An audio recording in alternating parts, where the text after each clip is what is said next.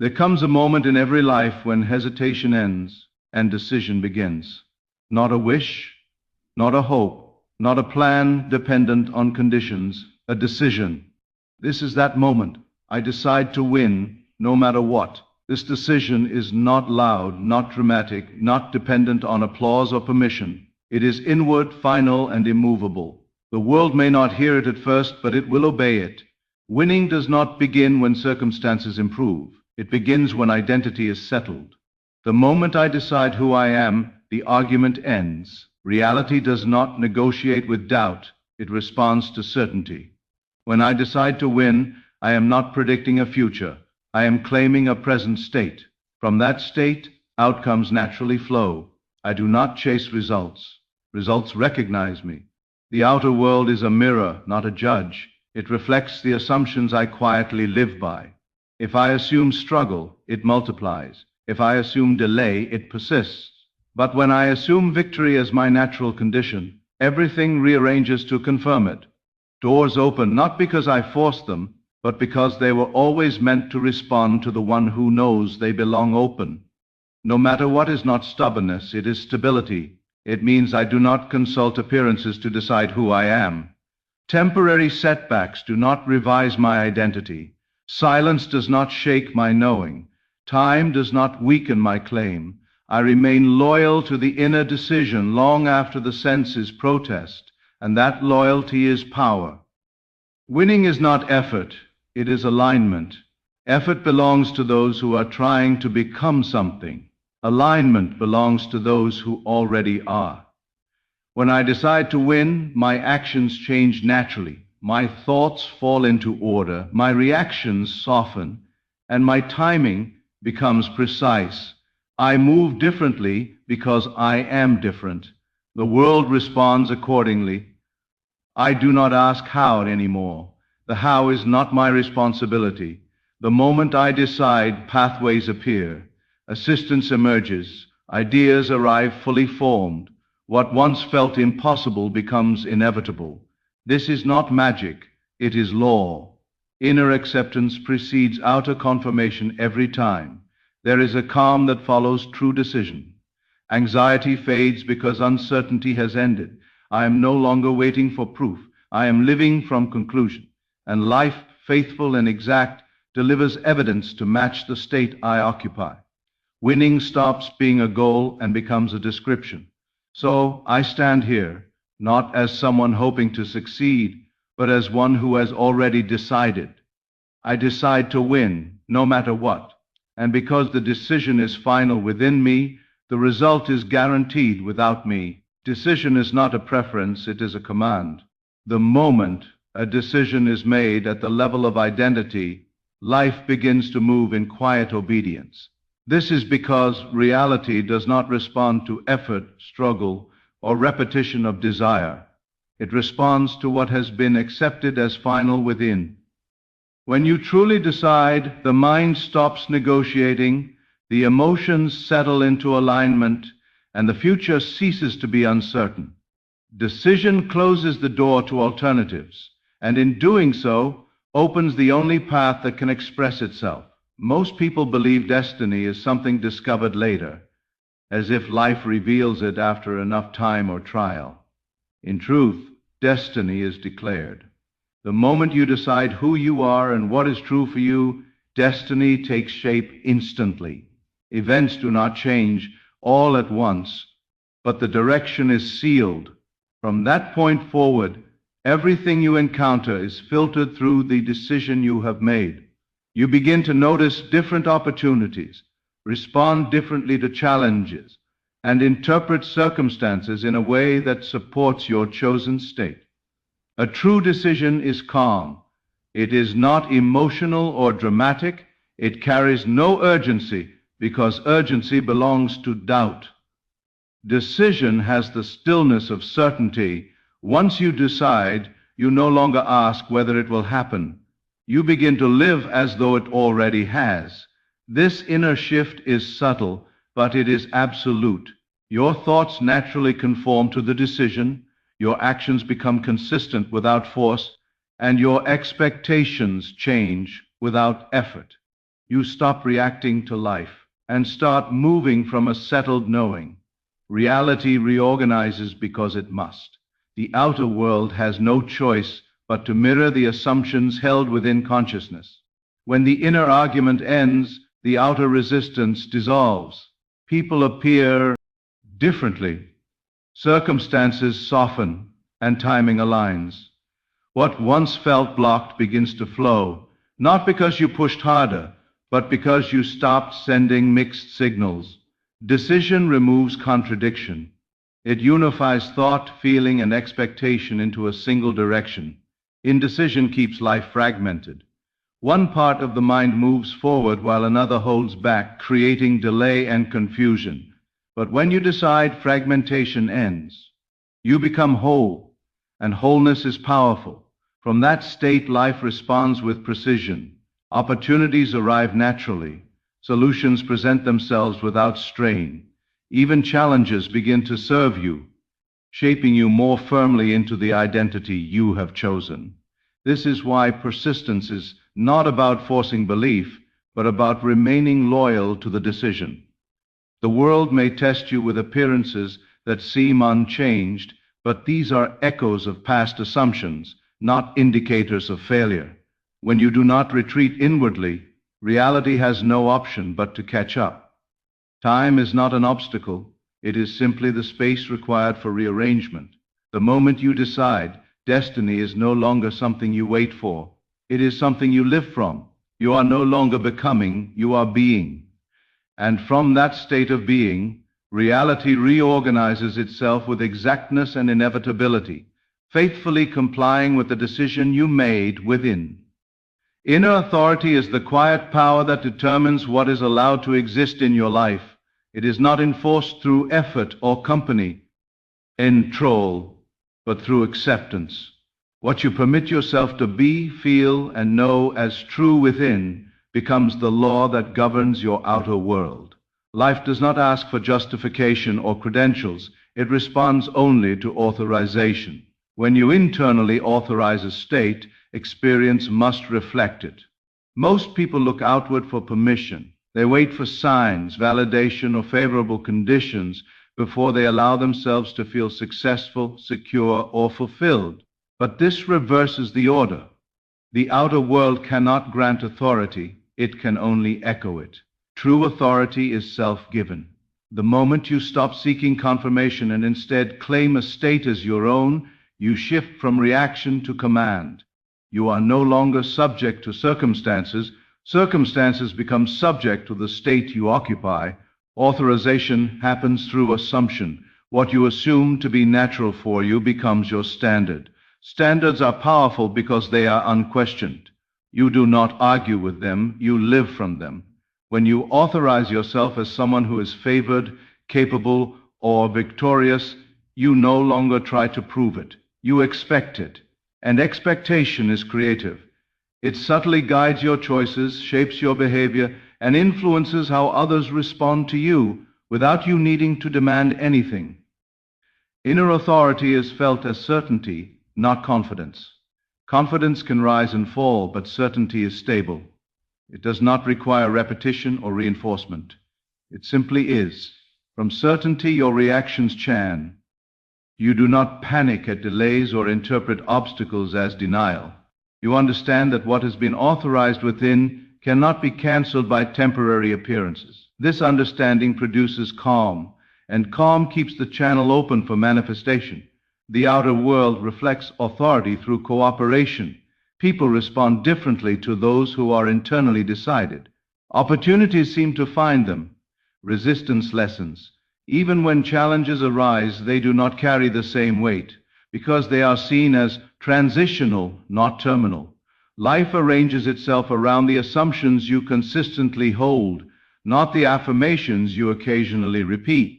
Without inner authority, effort increases and results diminish. You may work harder, plan more, and try to control outcomes, yet feel unseen or blocked. This happens because effort without authority sends a message of lack. It says, I am not yet instead of I am. The world mirrors that uncertainty with delay. But when authority is established, effort becomes minimal and effective. Action flows naturally from identity, not from need. To authorize within does not mean denying reality. It means selecting which reality you belong to. You choose the state first, and reality organizes itself to match it. This is not force, it is alignment. Once alignment is achieved, results appear with an ease that feels almost ordinary, as though they were always meant to be there. What you authorize within must appear without, because consciousness is the source, not the observer, of experience. When inner authority is claimed and maintained, the outer world has no option but to comply, faithfully and precisely reflecting the command you issued silently from within. Persistence is often misunderstood as effort repeated over time, but true persistence has nothing to do with strain. It is not about pushing harder, convincing yourself daily, or fighting doubt again and again. Persistence is identity. You persist by remaining loyal to who you have decided to be. When you remain the one who wins, winning is not something you pursue. It is something that follows you naturally. Trying implies uncertainty. It suggests that the outcome is separate from you and must be reached through force. But identity dissolves distance. When you know who you are, action becomes an expression, not a tactic. The one who wins does not wake up each day to see if winning is possible. They move through life with an unspoken assumption that success is normal. This assumption quietly governs choices, reactions, and expectations without conscious effort. Remaining in an identity is subtle work.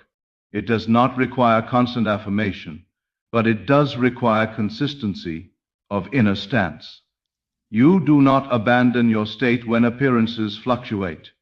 Delays do not persuade you that you were wrong. Resistance does not invite you back into doubt. Persistence means you do not step out of character. You remain faithful to the version of yourself who has already succeeded, even when the world has not yet caught up. This is why persistence feels calm when it is true. There is no desperation in it. There is patience, not waiting. Waiting implies lack, while patience implies trust. You trust because you know that outcomes are not created in the moment of arrival, but in the moment of assumption. Once the assumption is stable, arrival is guaranteed. Time is not an enemy, it is simply the interval required for expression. When identity is unstable, people alternate between hope and discouragement.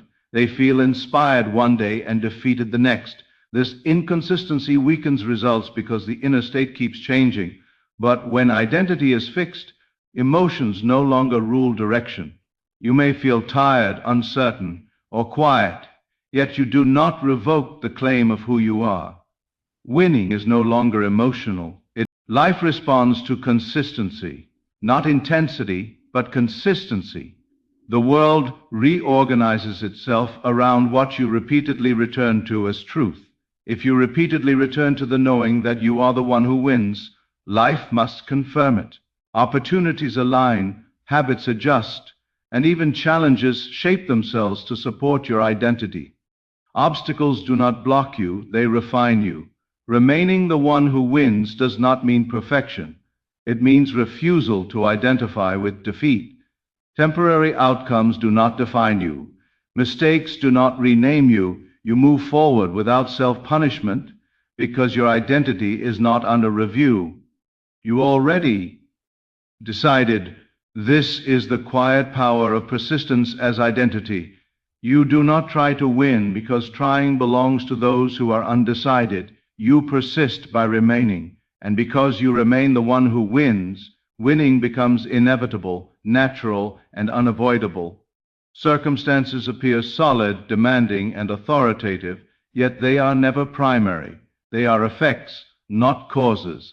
What gives them power is the meaning assigned to them by the state you occupy within. When you understand this, circumstances lose their ability to dictate your direction. They may describe where you have been, but they do not determine where you are going. Conditions bow because they must respond to the state that produces them. Most people allow circumstances to choose their state. If things look favorable, they feel confident. If conditions appear difficult, they contract into doubt or fear. This constant adjustment keeps them reactive, living at the mercy of appearances. But the order of creation is reversed. The inner state is chosen first, and circumstances follow as confirmation. When you occupy a state deliberately, you stop asking permission from the world to be who you are. A state is not a mood. It is an identity position. It is the inner posture from which you interpret everything. Two people can face the same conditions and experience completely different outcomes because they occupy different states. One sees obstacles, the other sees rearrangement. One sees delay, the other sees preparation. 2. His circumstance does not change, but its role does. It begins to serve the state instead of challenging it. When you remain in a chosen state, conditions lose their authority to discourage you. You no longer measure progress by appearances alone. You understand that the outer world lags behind the inner shift. What you see today is the residue of yesterday's assumptions.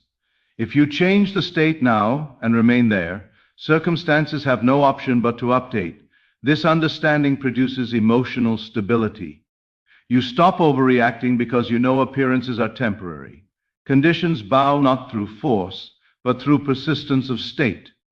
You do not argue with circumstances or attempt to control them directly. Control implies fear. Instead, you remain loyal to the inner knowing of who you are and what is true for you.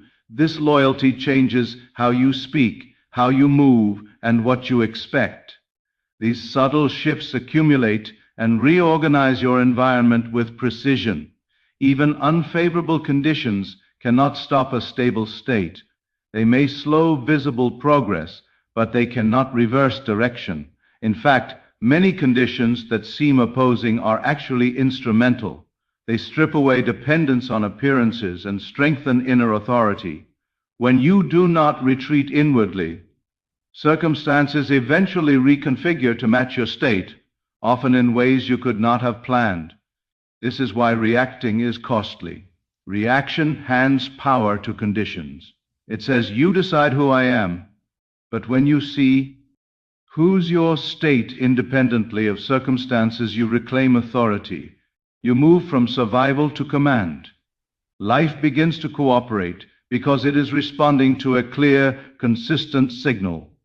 Circumstances are secondary because they are outcomes, not origins. They are shadows cast by the inner position you hold. Change the position, and the shadow must change shape. When you occupy a state with calm certainty and refuse to vacate it, conditions bow naturally, adjusting themselves to reflect the reality you have already claimed within. Feeling is not emotion in the fleeting sense. It is the inner atmosphere you live in. It is the quiet sense of reality you carry beneath thoughts and words. What you feel is true is what you accept as real, and what you accept as real becomes the blueprint from which experience is formed. Feeling is the seal because it finalizes the assumption. Thought may introduce an idea, but feeling confirms it and locks it into place. Many people repeat affirmations or imagine outcomes while still feeling uncertain, tense, or hopeful. Hope feels forward-looking, but it also admits absence. Tension admits resistance. These feelings dilute creation because they contradict the claim. Feeling does not respond to words, it responds to acceptance. The moment something feels natural, it stops being a desire and starts being a fact in consciousness. From there, it must externalize. Feeling is powerful because it bypasses argument.